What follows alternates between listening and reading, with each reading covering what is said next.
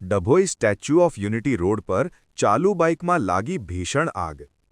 તિલકવાડા તાલુકામાંથી પસાર થતા મુખ્ય માર્ગ પર આજે એક હૃદયદ્રાવક ઘટના બની હતી.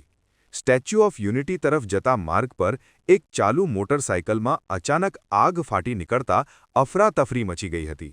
જોતજોતામાં આખું બાઇક આગના ગોળામાં ફેરવાઈ ગયું હતું અને બળીને ખાખ થઈ ગયું હતું. બની હતી એ બાઇક ચાલક ડભોઈથી સ્ટેચ્યુ ઓફ યુનિટી તરફ જઈ રહ્યો હતો.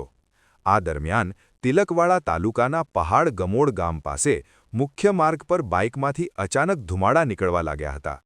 સતર્ક ચાલકે કંઈક અજુગતું થવાની શંકા જતાં તુરંત જ બાઇક રસ્તાની સાઇડમાં ઊભી રાખી દીધી હતી. મિનિટોમાં બાઇક રાખ થઈ ગયું. ચાલક બાઇક પરથી નીચે ઉતરે તે સાથે જ ધુમાડો આગમાં ફેરવાઈ ગયો હતો.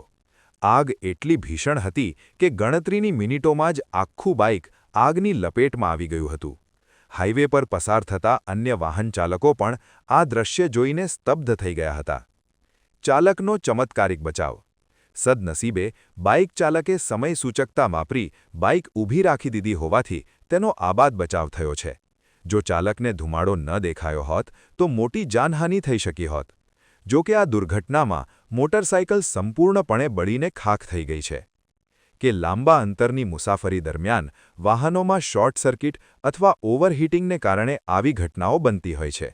વાહન ચલાવતી વખતે સાવચેતી રાખવી અનિવાર્ય છે.